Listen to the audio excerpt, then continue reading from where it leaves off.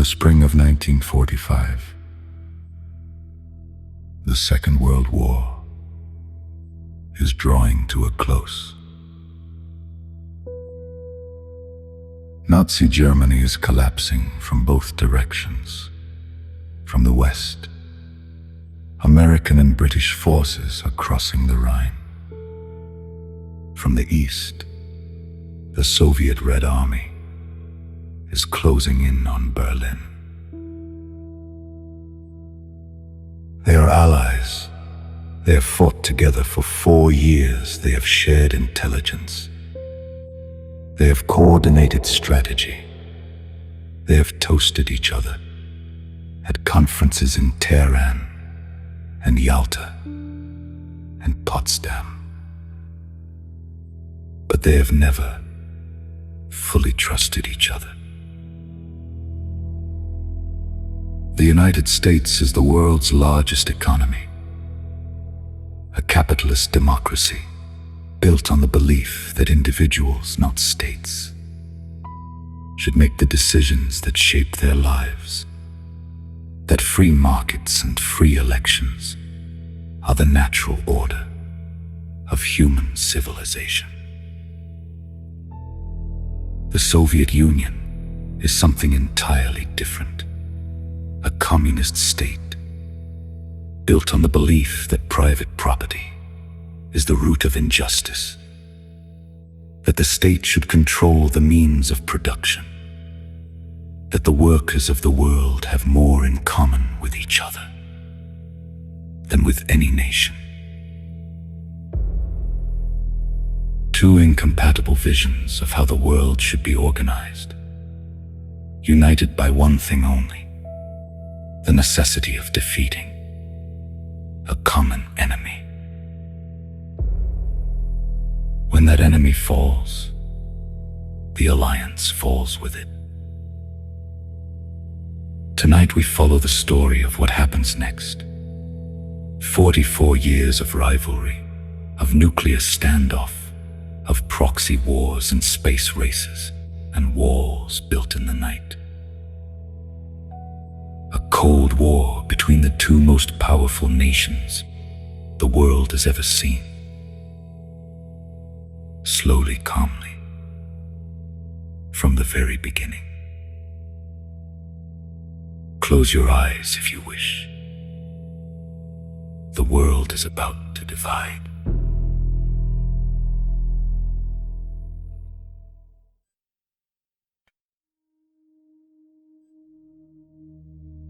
We continue our story. It is the 5th of March, 1946.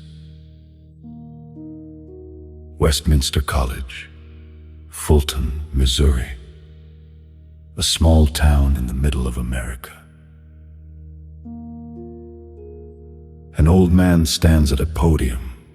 He is 71 years old. Heavy-set, ruddy-faced, with a cigar that rarely leaves his hand, and a command of the English language that few people in history have matched. His name is Winston Churchill, former Prime Minister of Britain, the man who rallied his nation through the darkest years of the Second World War, who told his people they would fight on the beaches, and in the fields, and in the streets, and never surrender. He lost the election in 1945. The British people, grateful for his wartime leadership, voted him out of office anyway, ready for something new. But the world still listens when Winston Churchill speaks. And what he says in Fulton on this March afternoon stops the room.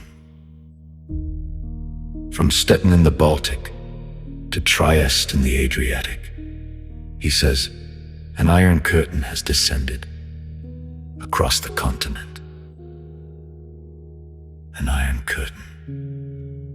Behind it, The ancient capitals of Central and Eastern Europe, Warsaw, Berlin, Prague, Vienna, Budapest, Bucharest, Belgrade, all subject to Soviet influence, all falling, one by one, under the control of Moscow. The Soviet Union denies it. Stalin calls Churchill's speech a warmongering declaration, a call to hostility against a nation that lost 27 million people in the war just ended. But the phrase takes hold the Iron Curtain, a wall of ideology and suspicion and fear, dividing a continent that was supposed to be free. In our next chapter, the United States decides what to do about it. Rest now. The story continues.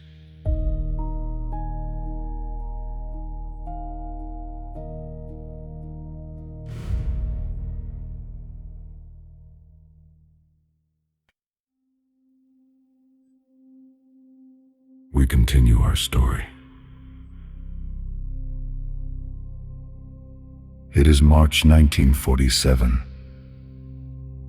Harry Truman stands before a joint session of Congress.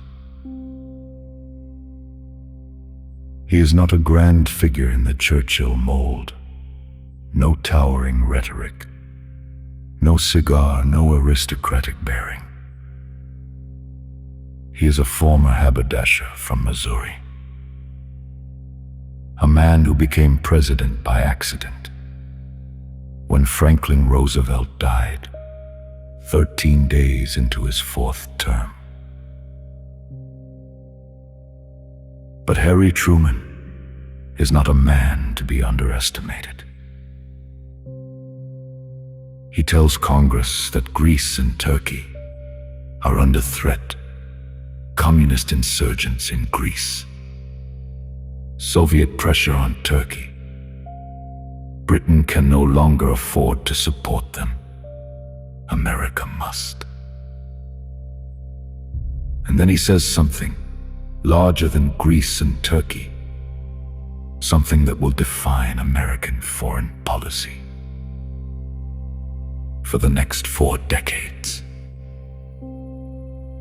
It must be the policy of the United States to support free peoples who are resisting attempted subjugation by armed minorities or by outside pressures.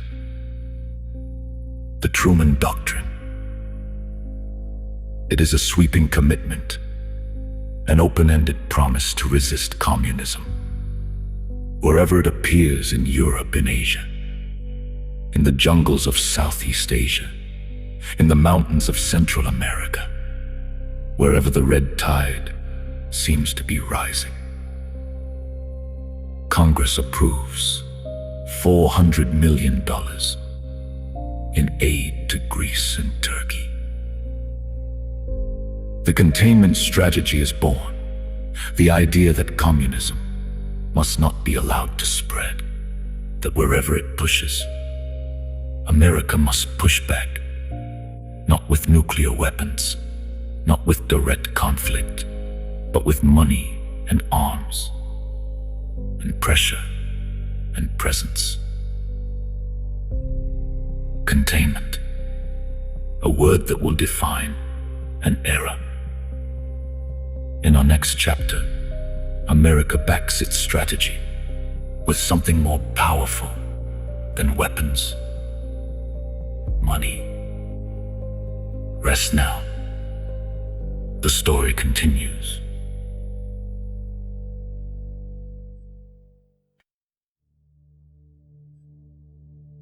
We continue our story. Europe in 1947 is a continent of ruins.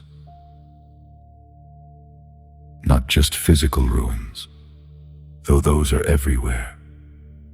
Bombed cities, broken bridges, factories that are rubble, railroads that go nowhere. But economic ruins, currencies worth nothing, harvests that cannot be sold, because the markets have collapsed, governments that cannot pay their civil servants, or their soldiers, or the people who keep the lights on. And in that desperation, a possibility. Desperate people listen to desperate ideas, and the communist parties of France and Italy are offering ideas. Simple ones, clear ones. We will feed you. We will organize you. We will give you what the old order could not. In June 1947, Secretary of State George Marshall gives a speech at Harvard University. He offers something the communist parties cannot. American money. $13 billion, the equivalent of nearly 200 billion in today's terms, for any European nation willing to accept it, to rebuild their economies, their infrastructure, their trade networks, their hope. The offer is open to everyone, including the Soviet Union. Stalin looks at the Marshall Plan and sees exactly what it is: an attempt to buy Europe's loyalty, to tie Western European economies to the American system, to make communism economically unnecessary. He forbids the countries of Eastern Europe from accepting it. Western Europe accepts and rebuilds and prospers and stays firmly in the American orbit. With one offer of money, the Cold War's European front is largely settled. In our next chapter, Stalin tests the West in the city that sits at the center of everything. Rest now.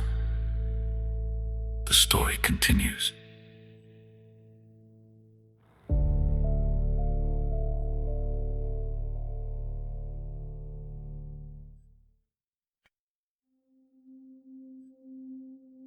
We continue our story. Berlin in 1948 is a city divided, split into 4 zones: American, British, French, Soviet. A city deep inside the Soviet zone of Germany, connected to the West only by roads and railways that pass through Soviet-controlled territory. Stalin sees an opportunity. In June 1948, the Soviet Union closes every road, railway, and canal leading into West Berlin. No trucks, no trains, no barges. Nothing gets in or out by land. 2.5 million people in West Berlin suddenly have no supply lines, no food coming in, no coal for heating, no raw materials for their factories. Stalin's calculation is simple. The West cannot sustain a city of that size without ground access. They will have to negotiate or abandon Berlin entirely. And if Berlin falls, the signal to the rest of Europe will be unmistakable. The West cannot be trusted to protect those who rely on it. Truman looks at his options. He could send armed convoys down the Autobahn, force the issue, risk direct military confrontation. He chooses something else. He flies. The Berlin Airlift begins. American and British aircraft fly around the clock into West Berlin's airports. Every day, every night, in all weather, carrying food, coal, medicine, everything a city needs to survive. At its peak, a plane lands in West Berlin every 45 seconds. For 321 days, the airlift continues. 278,000 flights, more than 2 million tons of supplies. In May 1949, Stalin quietly ends the blockade. It has not worked. The West has not abandoned Berlin. The West has fed it from the air. It is the first great test of the Cold War, and the West has passed it. In our next chapter, the balance of power shifts dramatically. The Soviet Union builds a bomb. Rest now. The story continues.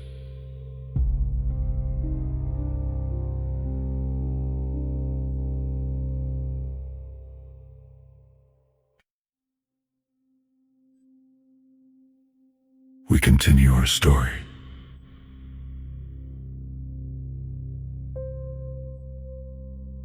In August 1945, the United States dropped 2 atomic bombs on Japan.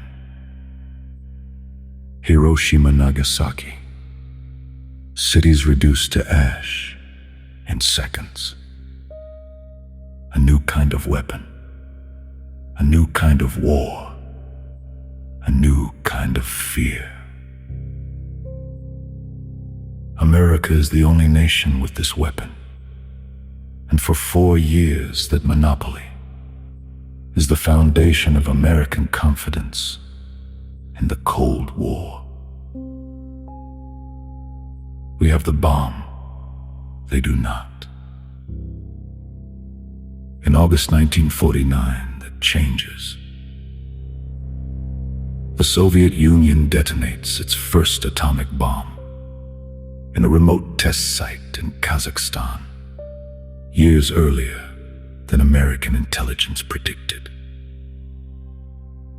The shock in Washington is profound. How did they get it so fast? Part of the answer is espionage. Soviet spies had penetrated the Manhattan Project, the American program that built the first bombs. Men and women who believed in communism and believed they were preventing an American monopoly on the most dangerous weapon in history.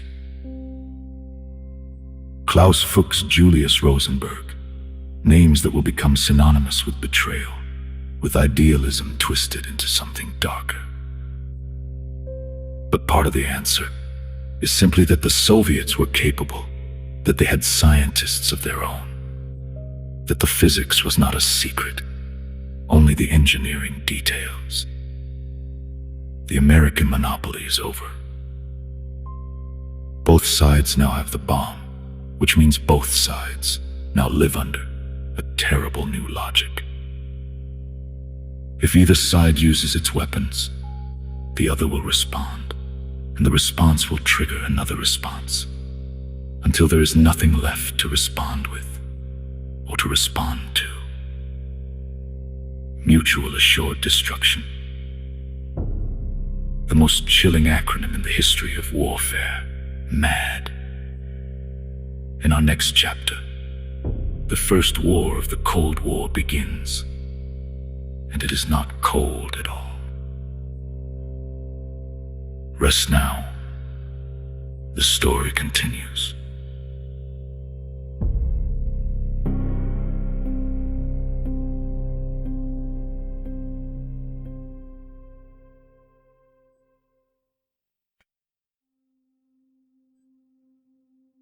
We continue our story. Korea is a peninsula attached to the northeastern coast of the Asian continent. A land of mountains and rivers of ancient culture and long memory. A people who have lived under the shadow of larger neighbors for most of their history. After World War II, Japan's occupation of Korea ends, and the peninsula is divided. Along the 38th parallel, a line drawn on a map by American officials in a matter of hours. North of that line, Soviet-backed communists establish a government. South of it, an American-supported government takes power. On the 25th of June 1950, North Korean forces crossed the 38th parallel in overwhelming numbers, with Soviet tanks, with Soviet weapons, with Soviet training. The South Korean army collapses almost immediately within days. The North has taken Seoul, the South Korean capital, within weeks. They have pushed the southern forces to a small perimeter around the city of Pusan, the very tip of the peninsula. Truman commits American forces under the flag of the United Nations, a multinational force, but mostly American, led by General Douglas MacArthur, hero of the Pacific War, a man of extraordinary ability and extraordinary ego. The war swings back and forth. MacArthur's daring landing at Incheon pushes the North Koreans all the way back to the Chinese border. And then China enters the war, 300,000 soldiers pouring south. The fighting grinds on for 3 years, on hills with numbers instead of names, in cold that kills as surely as the enemy, in a war that goes nowhere and cost everything. In 1953, an armistice is signed. The line returns to roughly where it began, the 38th parallel. 36,000 Americans dead, hundreds of thousands of Koreans on both sides, for a line on a map. The Cold War has its first hot chapter, and the world understands what containment costs. In our next chapter, the fear comes home, to American living rooms, to American schools, to American minds. Rest now. The story continues.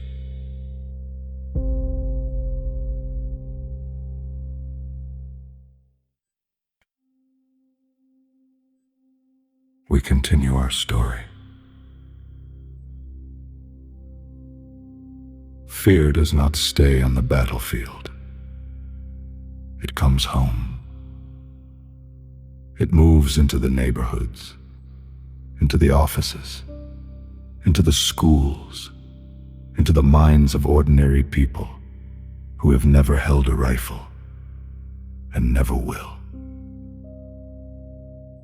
In America in the early 1950s, the fear has a name: the Red Scare.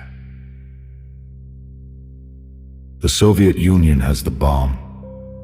China has fallen to communism. Korea is a war without a victory. And somewhere, people whisper, the communists are inside, among us, in our government, in our universities, in Hollywood, shaping what Americans think, what they believe, who they are. Into this fear steps a senator from Wisconsin, Joseph McCarthy, a man of limited achievements and unlimited ambition, who discovers that accusation is a ladder, that the word communist can destroy a career overnight, that fear can be manufactured and wielded like a weapon.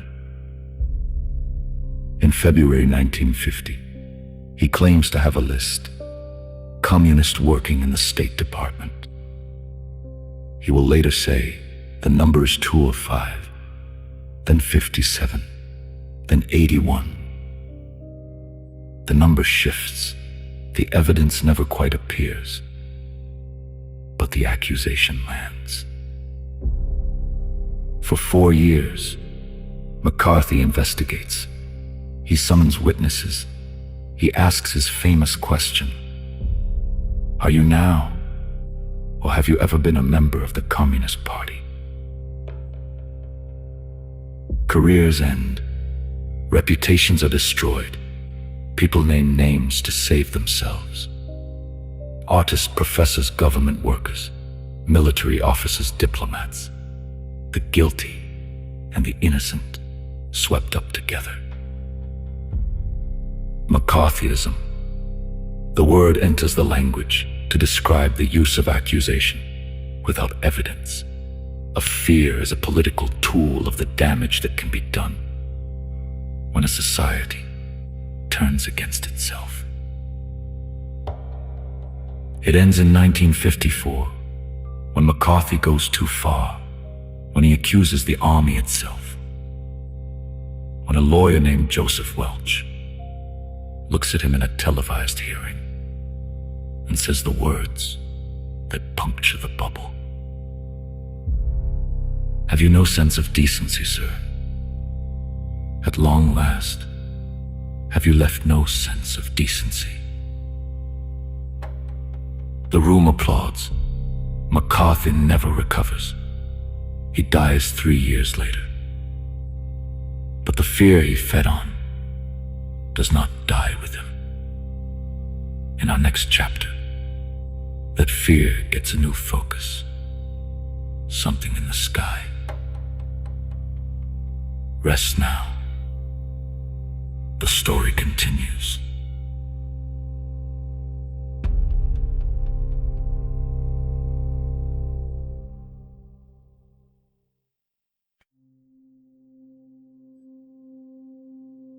We continue our story.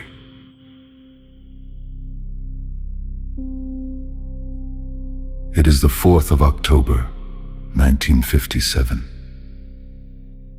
A clear autumn night.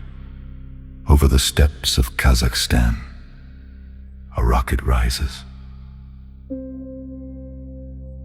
We have told this story before in another chapter, about NASA, about how a beeping signal from space changed everything. But in the context of the Cold War, the meaning of Sputnik goes deeper than science, deeper than the space race. A rocket powerful enough to put a satellite into orbit is also a rocket powerful enough to carry a nuclear warhead from Moscow to New York. In 4 minutes, the American understanding of its own safety changes completely. For its entire history, the United States has been protected by oceans, 2 vast bodies of water between it and its enemies. No army has ever threatened American soil. No bomber has ever reached American cities. Sputnik ends that.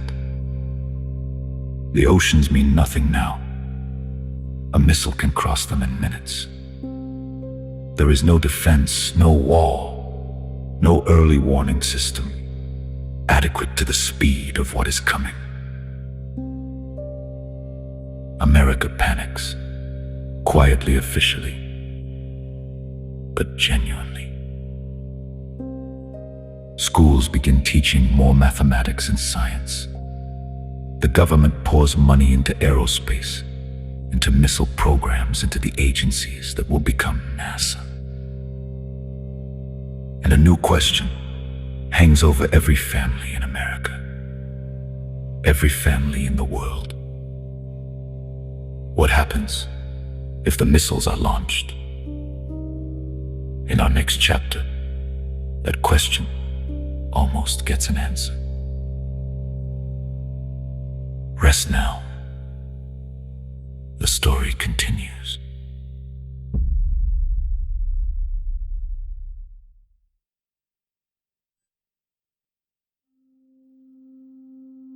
We continue our story.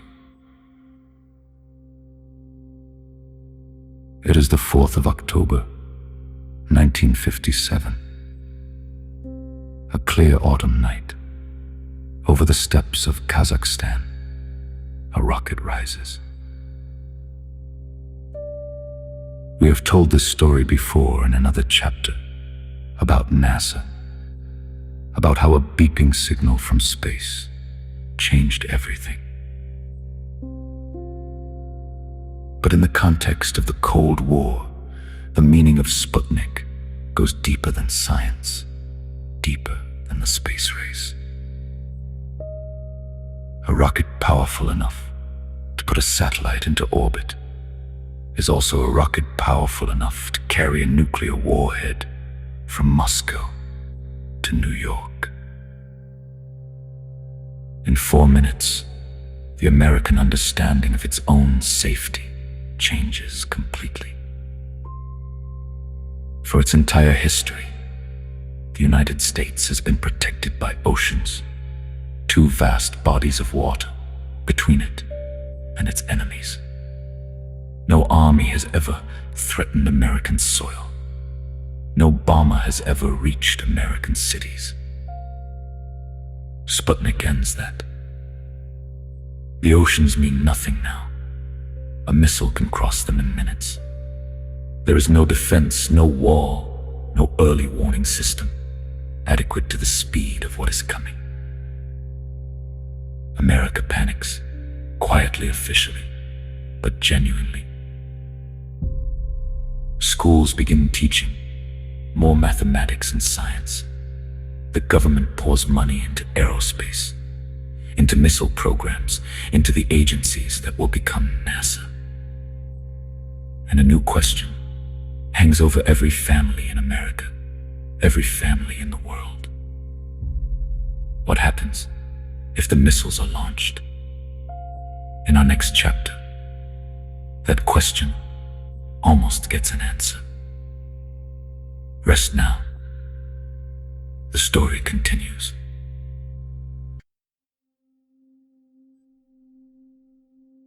We continue our story.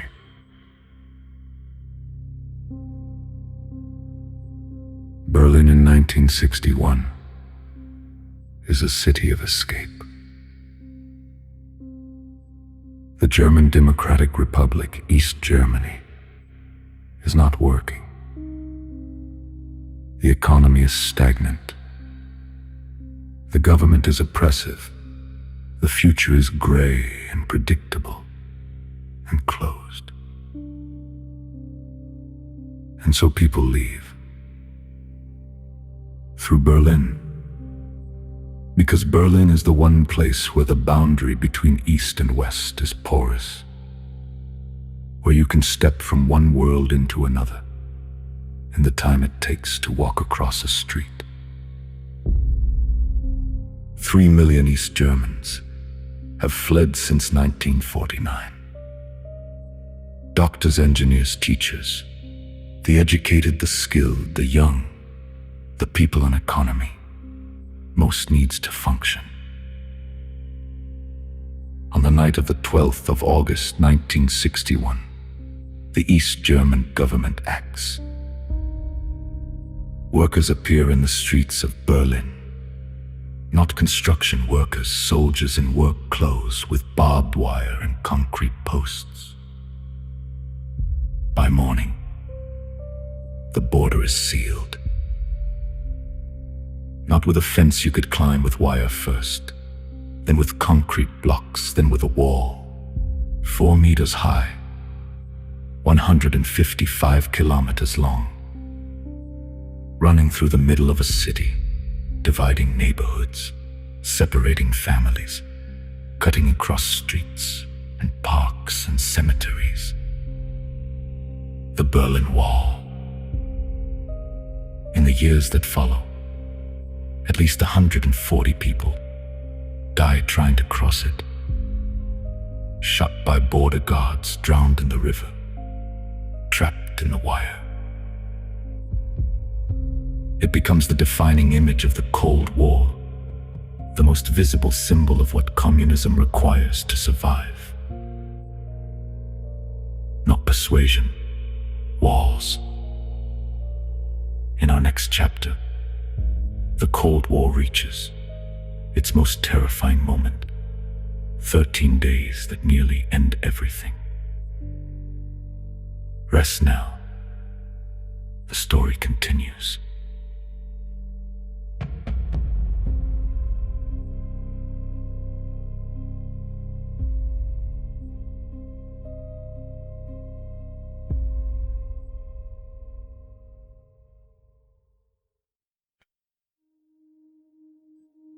We continue our story.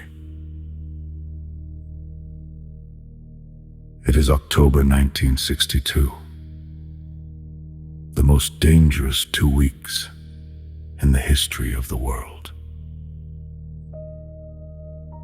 Cuba. A small island 90 miles from the coast of Florida.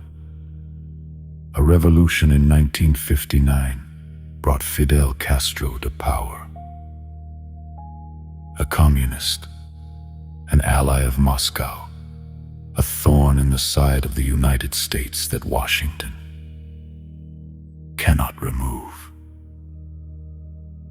Nikita Khrushchev, the Soviet leader, sees an opportunity.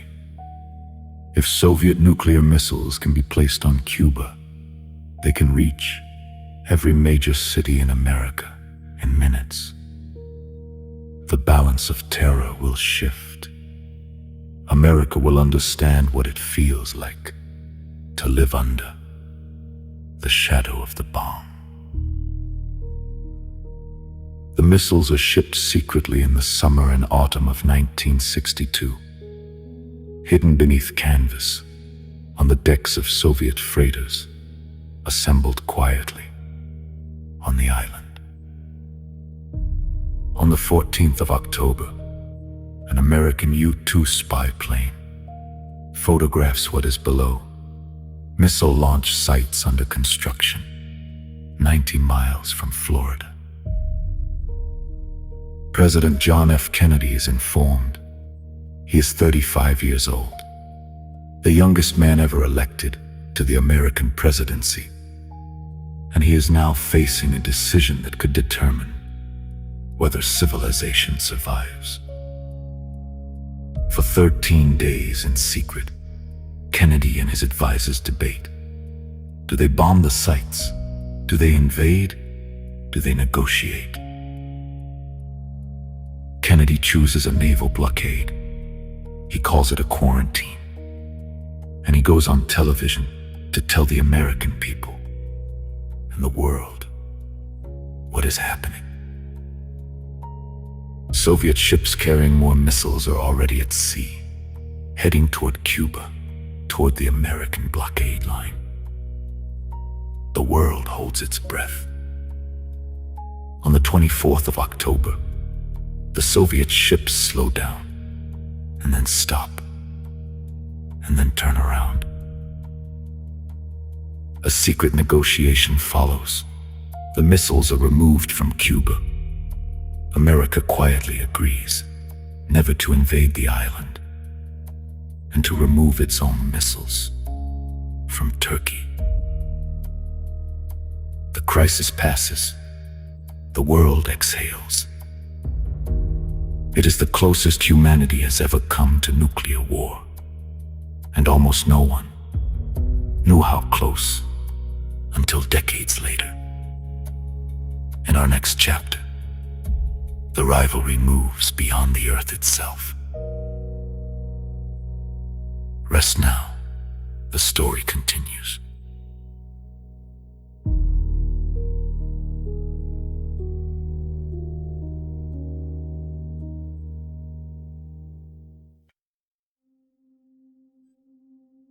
We continue our story. After Sputnik, after the Cuban Missile Crisis, the Cold War finds a new arena. Not a battlefield, not a negotiating table, not a divided city.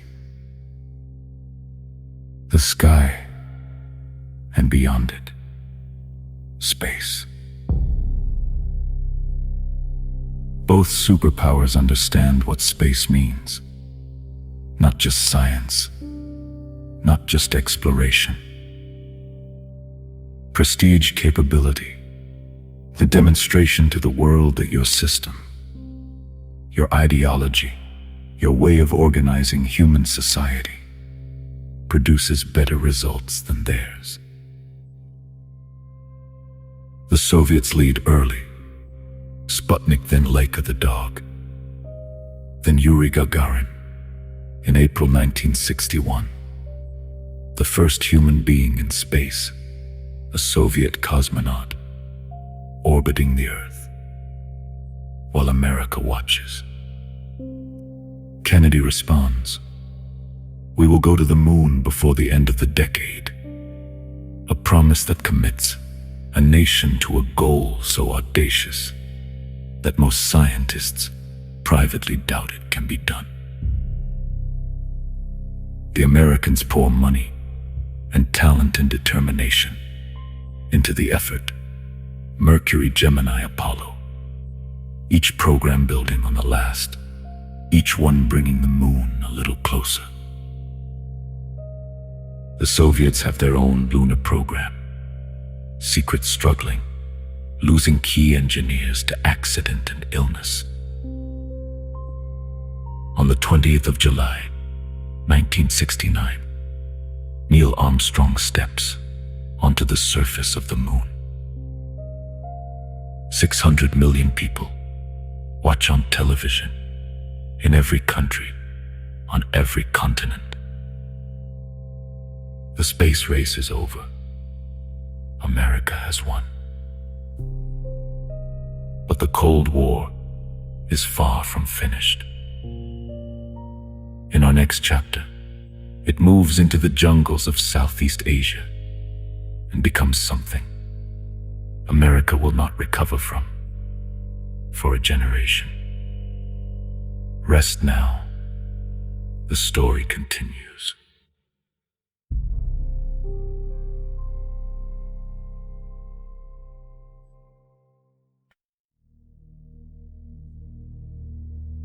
We continue our story. Southeast Asia, a peninsula of jungles and rivers and rice fields of ancient kingdoms, and colonial wounds of a people who have been ruled by outsiders for a very long time, and who are finished with being ruled. Vietnam. After World War II, Ho Chi Minh declares Vietnamese independence from France. He is a communist, but he is first a nationalist, a man who wants his country free of foreign control. Any foreign control. France fights to keep Vietnam and loses. In 1954, at the Battle of Dien Bien Phu, the French army is defeated by Vietnamese forces, a colonial power humiliated in the jungle. Vietnam is divided north and south, the 17th parallel, another line on a map, another Cold War border. America steps in where France stepped out, supporting the South Vietnamese government, sending advisors, then money, then weapons, then soldiers. By 1965, American combat troops are fighting in Vietnam. By 1968, 500,000 of them. The war does not go well. The jungle absorbs the bombs. The villages cannot be separated from the fighters. The enemy does not fight the way armies are supposed to fight. There are no front lines, no clear objectives, no measurable progress, only casualties and body counts, and the slow dawning recognition that something is wrong. At home, a generation turns against the war, against the government that is fighting it, against the assumptions that led America here. In 1975, the last American helicopters lift off from the roof of the embassy in Saigon. The city falls. Vietnam is united under the communists. 58,000 Americans dead, millions of Vietnamese, and containment has failed its most important test. In our next chapter, America and the Soviet Union try something different. They try to talk. Rest now. The story continues.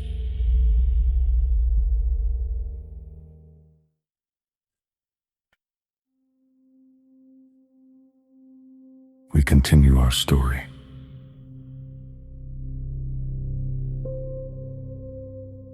Vietnam has exhausted America. The space race is over. The Cuban Missile Crisis has reminded both sides what is at stake. And so in the early 1970s, something unexpected happens. The two superpowers decide to talk, to lower the temperature, to find ways of living with each other that do not require the constant possibility of annihilation. The French word for this is détente, a relaxation of tension, a thaw. The architect on the American side is Richard Nixon, an unlikely peacemaker, a man whose entire career had been built on his fierce anti-communism, who had made his name hunting communists in the McCarthy era. And yet Nixon understood something important, that it takes a hawk to make peace, that only a man whose anti-communist credentials are beyond question can shake hands with Mao without being accused of weakness. In February 1972, Nixon flies to China, the People's Republic of China, a communist nation that the United States has refused to officially recognize for 23 years. The images are extraordinary. Nixon standing on the Great Wall, dining with Zhou Enlai, toasting with Mao Zedong, an anti-communist president in the heart of communist China. Later that year, he flies to Moscow. He signs the SALT agreements with Brezhnev, the strategic arms limitation treaties, the first real attempt to slow the nuclear arms race, to put ceilings on the missiles that can destroy the world. Détente does not end the Cold War. Both sides still compete, still spy, still arm, still fight proxy wars in distant countries. But the temperature drops, and the world breathes a little easier. In our next chapter, the temperature rises again in the mountains of Afghanistan. Rest now. The story continues.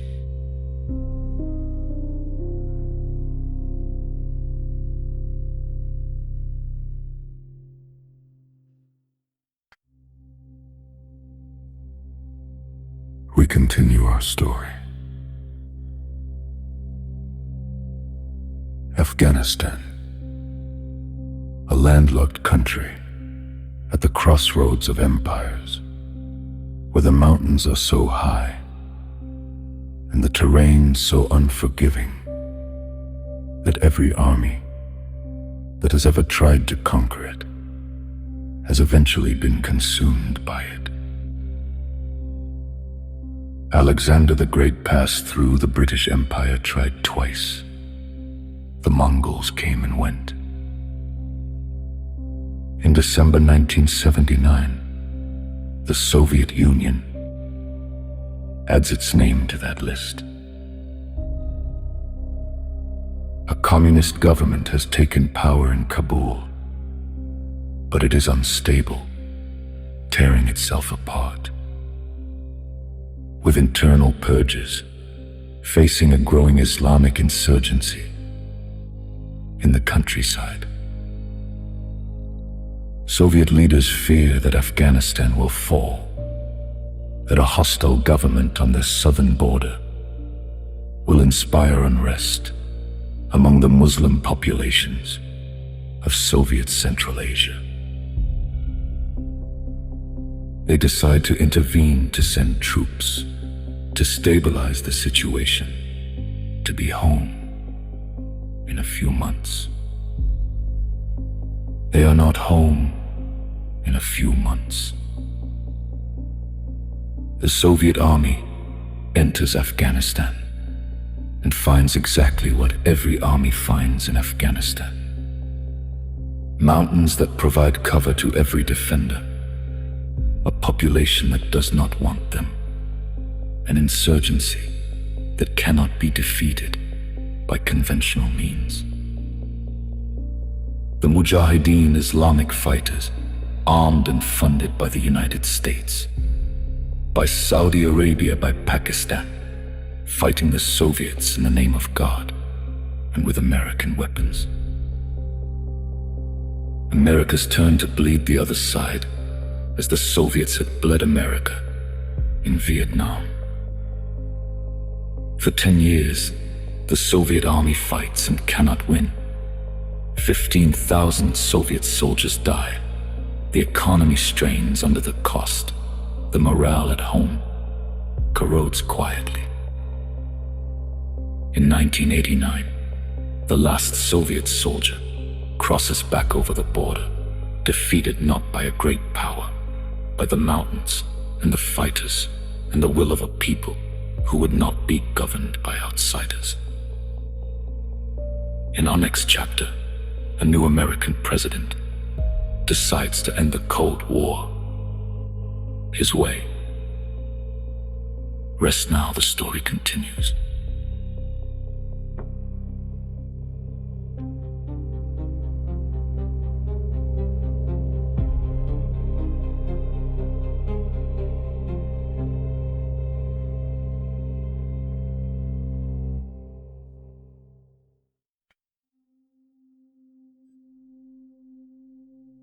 We continue our story.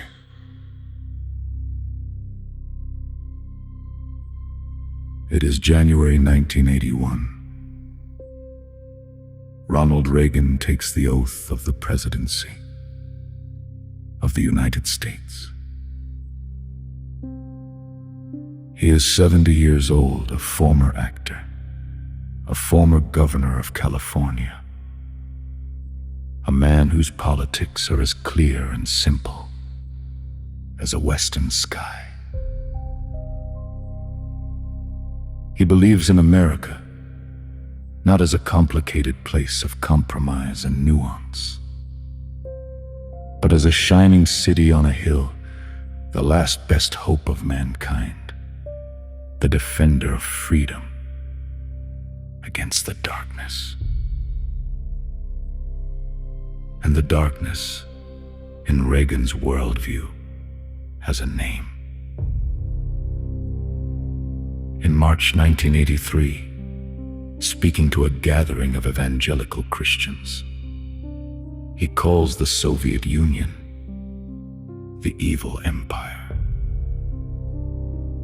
not a superpower, not a rival, not a nation with legitimate interests, an evil empire. The words sent shockwaves through diplomatic circles. This is not the language of Détente. This is not the careful, measured speech of men trying to lower the temperature. Reagan intends that he believes Détente has allowed the Soviets to grow stronger, to expand, to interpret American flexibility as American weakness. He builds the American military budget grows dramatically. New weapons systems, new missiles, new submarines. And in March 1983, he announces something that terrifies Moscow: the Strategic Defense Initiative Star Wars, a space-based missile defense system that could theoretically intercept Soviet nuclear missiles before they reached America. Whether it could actually work is debated by scientists. But the Soviet Union cannot afford to ignore it, cannot afford to compete with it. And that is precisely the point. Reagan is betting that the Soviet economy cannot keep up, that if America spends enough, the Soviet system will break under the strain. In our next chapter, a Soviet leader decides he agrees. Rest now. The story continues.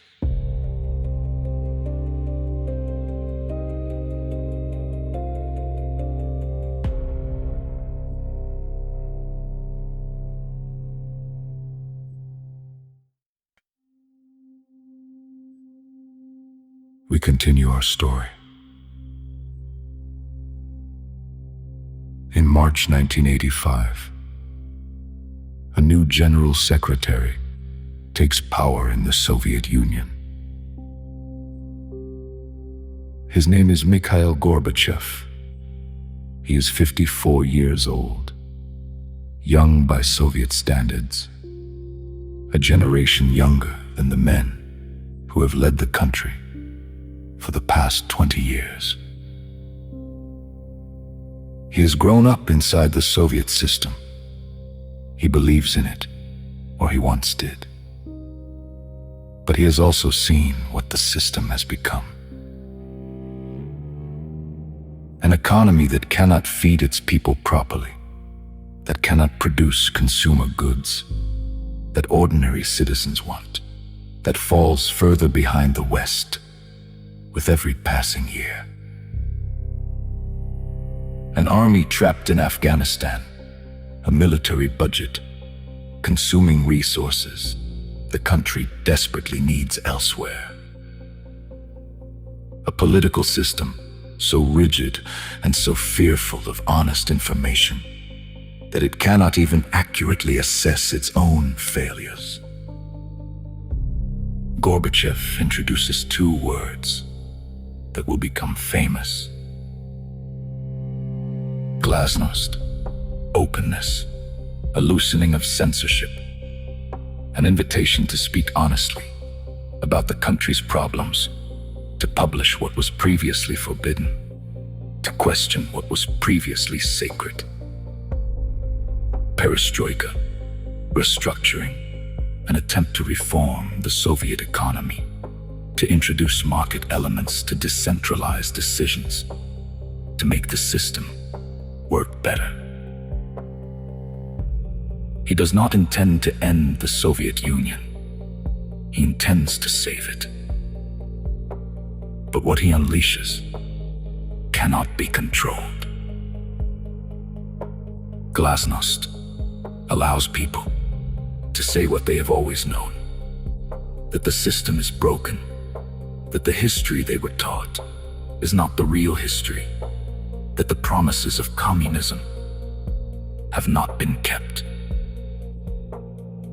And once people are allowed to say this, they cannot be made to unsay it.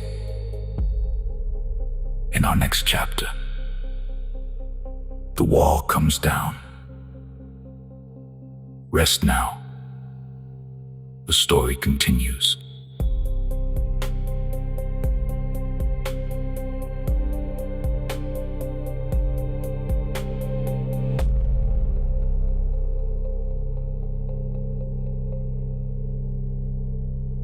We continue our story.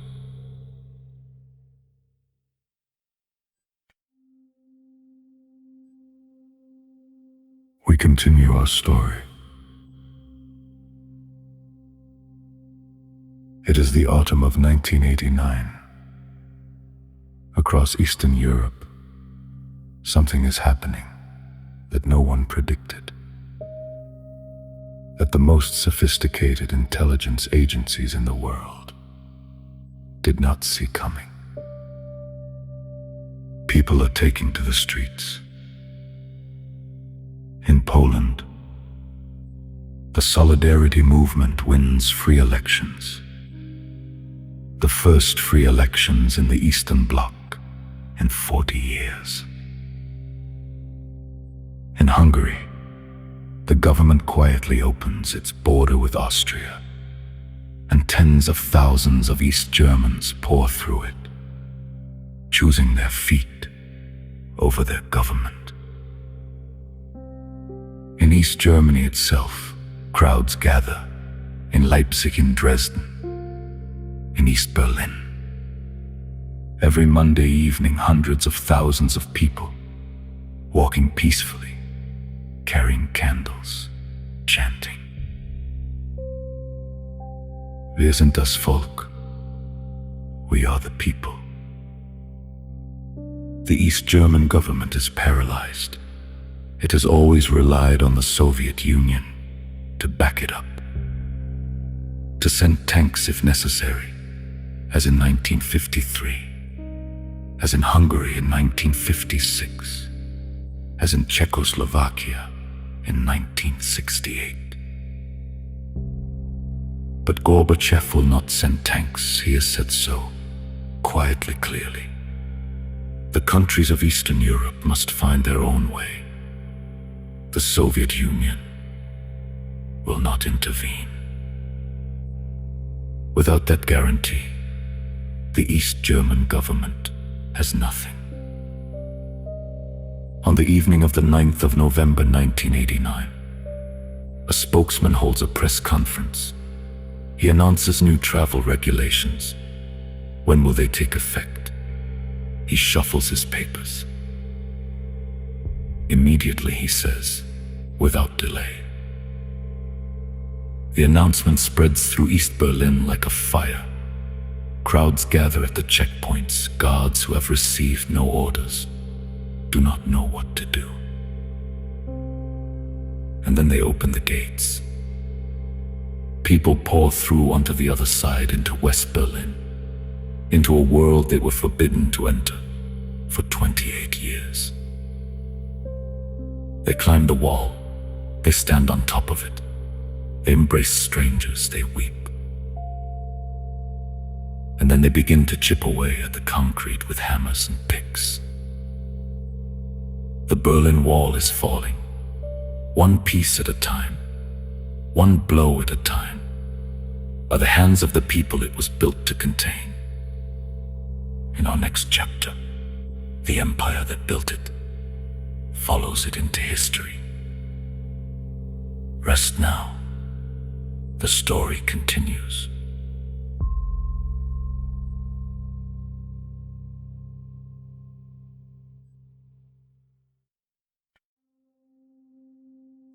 We continue our story. The Berlin Wall has fallen. East Germany is reunifying with West Germany. Poland has a non-communist government. Hungary, Czechoslovakia, Romania. Bulgaria, the Baltic states. One after another, the dominoes fall. But this time, in the other direction. And now the question that no one dared ask a year ago is being asked openly. What happens to the Soviet Union itself? Gorbachev is still trying to save it, to reform it, to transform it into something that works, something that people can believe in again.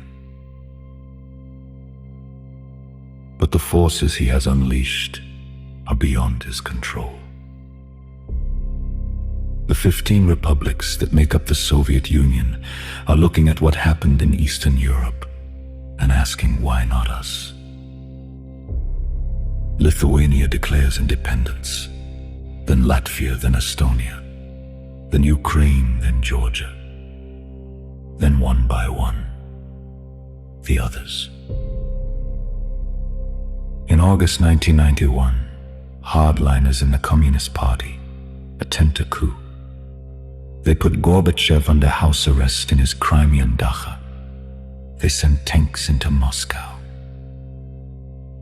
And then something happens that would have been unimaginable 5 years earlier. People stand in front of the tanks. Boris Yeltsin, the president of the Russian Republic, climbs on top of one of them and speaks to the crowd.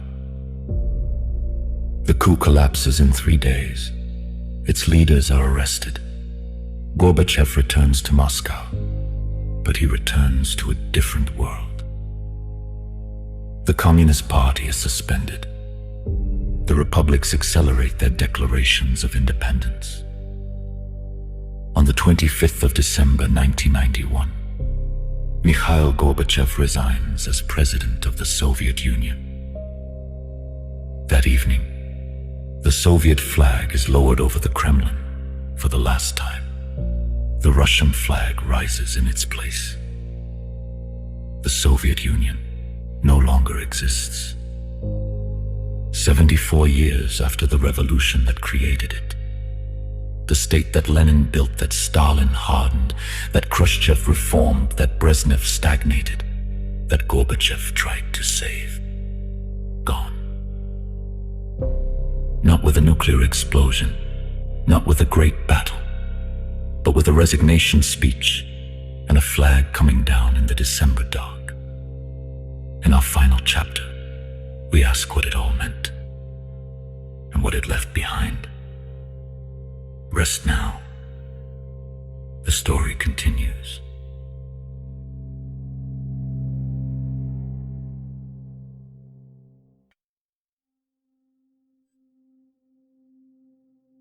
We arrive at the end of our story.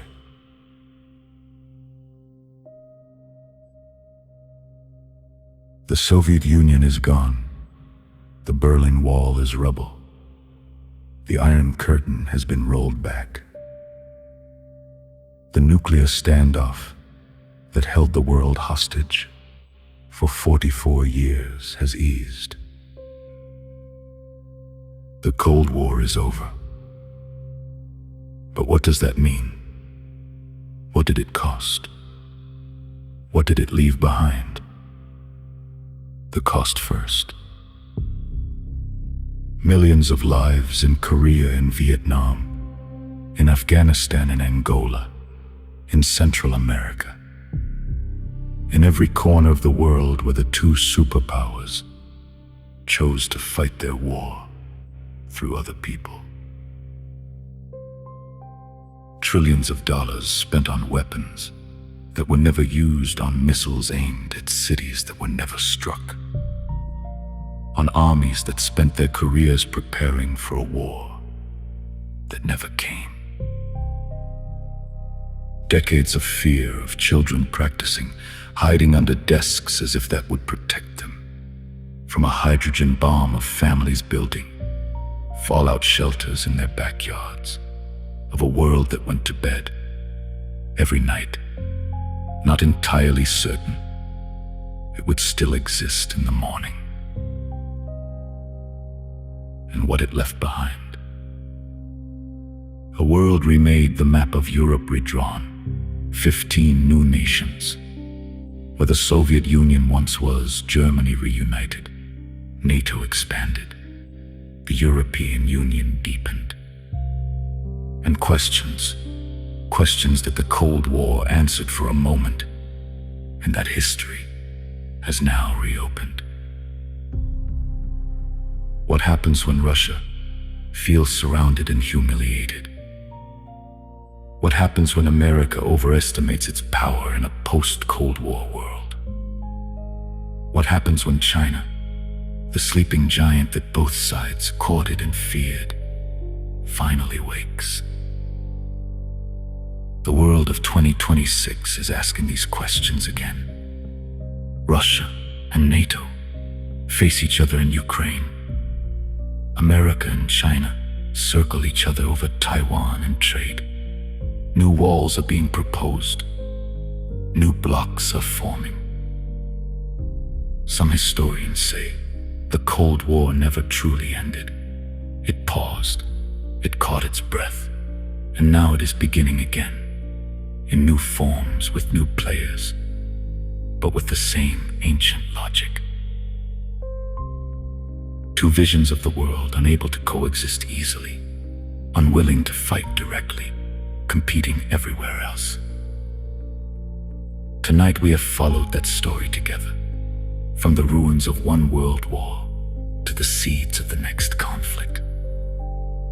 From Churchill's Iron Curtain to Gorbachev's resignation speech, from the Berlin Airlift to the fall of the wall, from Sputnik's beep to Armstrong's footprint, from the missiles aimed at cities to the handshakes that brought them down.